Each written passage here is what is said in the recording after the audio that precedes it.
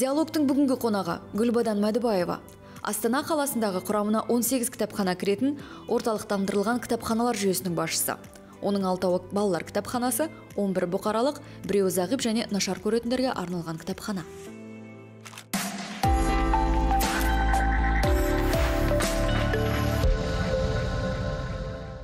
Гүлбадан ханым, күнтізбеде жаңа мереке, кітапханашылар күні. Айтыңызшы, бұл аталмыш мейрамның маңызы неде? Қалай қабылдадыңыздар бұл мерекені жалпы? Біздер кітапханашылар үшін өте бір жақсы, сондай бір маңызды мереке болып 24 қазан күні кәсіби мерекеміз болып тағайындалғанды естігенде біз қатты қуандық. Барлығымыз осы қала кітапханашылардың алғаш рет тойладыңыздар. Алғаш рет, мемлекеттің қаулысымен жаңағы осындай бір кәсіби мерекеміздің күнтізбеге кірген біз өте сондай бір әсерлі, қуанышты, сондай бір серпін беретін мерекені қабылдадық солай. Біз бір-бірімізден қуанғаннан сүйінші сұрай бастадық. Жалпы барлық қазақстандық кітапханашылар үшін бұл өте маңызды. Бұл мемлекеттің кітапханашылар үшін көрсеткен құрметі, сыйы деп біз сөйтіп санадық. Сондықтан ірі топ, жаңағы ірі мамандықтардың қасына келгенімізге өте қуандық.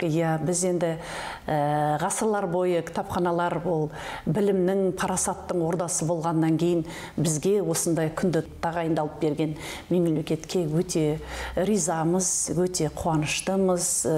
Енді бұл бізге одан да жоғары белсенді мәртебемізден көтергеннен кейін одан да жақсы жұмыс жасауға бір мотивация берген құсап көрінді бұл мереке біз үшін. Айтыңызшы, қазіргі таңда отандастарымыз кітапты көп оқиды деп айта аласыз ба?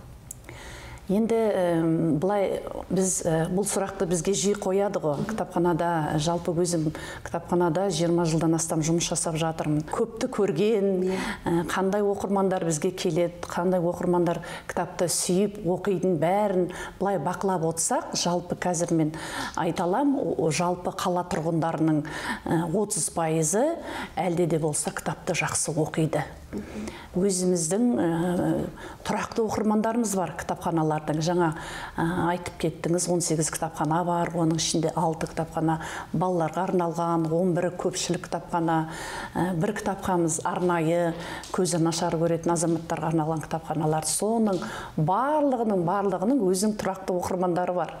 Кітап мүлдем оқымайды деген сөзді біз естігіміз келмейді. Жалпы қоғамда бір қазір осы 2-3 жылда бір жақсы құбылыс болып жатыр. Кітап оқуға ынта, кітап оқуға деген талпыныс бар. Көріп жатырмын жастардың арасында да. Мына электронды жаңа технологияның дамығанына қарамастан, электронды баспа өнімдерін енді уақыттарын үнемдеу үшін жастар сол көп оқиды ғой, бірақ та соған қарамастан сол дәстүрлі кітапты оқуға жалпы ерекше сезінетін оқырмандарымыз айтады. Дәстүрлі кітаптың алатын әсеріміз ол мүлдем басқа деп. Сондықтан мен ойлаймын, негізгі оқитын жастар көбінің қазіргі сұранысы, мысалы көркем әдебиеттерге өте көп сұраныс бар. Және де ғылыми әдебиеттерге де бағыттанып жатыр жастарымыз. Жалпы айту керек, өте білімді арамызда жастар өте көп. Сондай оқырмандар біздің байлығымыз кітапханалардың.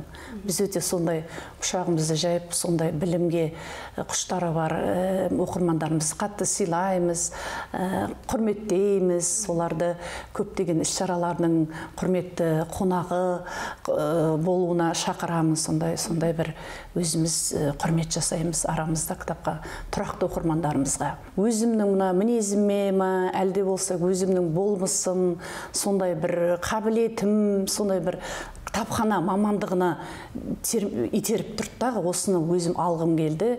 Мен ойладым, кітапханашылық оқуын бітірсем, жоғары білім алсам, мен кітаптың жанында жүрсем, кітапта бір рух бар ғой. Біздің тұлғалардың рухы бар, Абайдың рухы, даңқы. Солардың бәрін өзімнің тұла бойыма сіңіріп, сөйтіп нетіп алсам, ойладым, сондай бір парасатты, білімді, жақсы азамат болғым келді. Бір қоғамда, бір отырыстардың жаңағы әңгімелерді қай тақырыпқа да болса әңгіме қозғаса, соған мен қосылып кете алам деген сондай бір жақсы жағдайым, рухани бай болам деп, осы мамандықты мен өзіме алдым. Қазіргі таңда бірақ балалар кітапты көп оқымайды енді. Бұл рас проблема, мәселе. Айтыңызшы, балалардың кітапқа деген қызығушылығын қалай арттырамыз? Қалай оятамыз? Дұрыс айтасыз. Иә, қазір енді мына жаңа айтып кеттім ғой, жаңа технологиялар шығып, біздің енді конкуренттеріміз болып жатыр деп айтамыз. Бірақ та мен айтам, жаңа технологияда, дәстүрлі кітапта бір-біріне соғыс ашпайды. Бәрі бірдей жүру керек. Енді дамыған жолда дәстүрлі кітапта жаңа технология, электронды өнімдерді мен айтам, жойылып кетпеу керек, екеуі бірдей жүру керек, бірдей өсу керек. Бірақ та қайсынан қандай әсер алатын, оны адамның өзі шешеді. Бірақ та жаңа сіз айтып кеттіңіз ғой, кітап оқымайды жастар. Қазір енді олар жастардың алдарына қойған мақсаттары білмеймін, кітаппен байланысты емес па, неге олар ойламайды. Мысалға, сіз кітап оқып дамысаңыз, ойы өзгереді адамның, жастардың ойы өзгереді.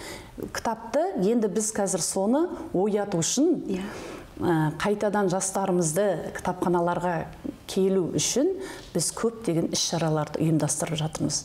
Жаңа форматта, креативті форматтарды іздеп, соларға ыңғайлы уақыттарында, кешкі уақыттарда қойып, мысалға, көптеген кездесулерді ұйымдастырып жатырмыз. Енді біздің кітапханалар соңғы кезде мақтанышпен айтуға болады, жақсы қаражат бөлініп жатыр.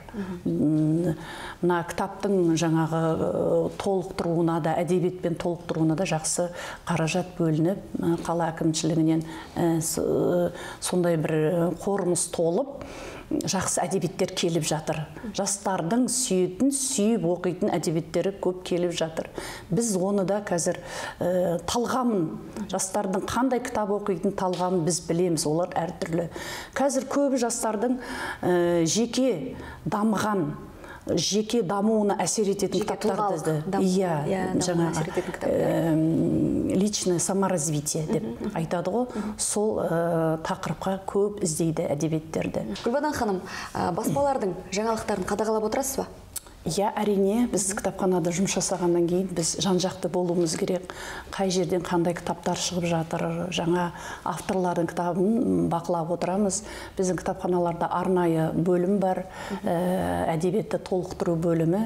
Солар көптеген баспалармен тікелей жұмыс жасайды. Олар бізге ай сайын сол жаңа шыққан кітаптарының ақпаратын бізге жіберіп отырады. Біз өз қолымыздан бөлінген қаражатқа сол көзіміз тізім құрамыз. Оқырмандардың біздің кітапханалардан табылмаған кітаптарын қосамыз, сол бақылап отырамыз. Міндетті түрде біз кітап дүкендерімен тығыз байланыстамыз, баспалармен тығыз байланыстамыз. Өйткені ол біздің жұмысымыз. Біз бәрін біліп отыруымыз керек. Біріншіден жаңадан туынды, жаңадан шығармашы бір автордың кітабы шықса, оны бірінші баспа, екінші біз білуіміз керек. Сондықтан біз олармен міндетті түрде тығыз байланыстамыз. Және база өзіңіз айтқандай күн санап жаңарып отырады дедіңіз. Иә, базамыз жаңарып, біз осы келген жаңадан түскен кітаптарды ай сайын әлеуметтік желіде оқырмандарымызға міндетті түрде айтып отырамыз. Осы кітапханаларға осындай жақсы жаңадан кітаптар келді деп. Айтыңызшы, сіздің көзіңізбен жаңа Қазақстан қандай болу керек? Жаңа Қазақстан, жалпы әрбір қазақстандықтар жаңа Қазақстанға жаңа көзқараспен кіру керек. Болып жатқан қоғамда қазіргі таңда көптеген құбылыстар, жаңа айтып кеттім, болып жатыр. Біз өзіміз ішімізден сеземіз, біз де өзгеруіміз керек. Президентіміз айтты ғой, барлық өзгерістерді өзімізден бастауымыз керек деп. Сондықтан мен ойлаймын, жақсы ұлтымыздың патриоттарын, білімді, сондай рухани бай азаматтарды тәрбиелеуге бізде кітапханашылар көп үлесімізді қосуымыз керек. Жаңа Қазақстан құрамыз десек, бәрімізде ойымызда жаңа, жұмысымызда жаңа, еңбектенуіміз керек. Сұхбатыңызға көп рахмет, күніңіз сәтті өтсін. Рахмет. Құрметті көрермен, шынымен жаңа Қазақстан оқитын, білімді, зиялы ұлттан басталады. Ел болып кітап оқиық. Келесі кездескенше аман сау болыңыздар. Сау болыңыздар.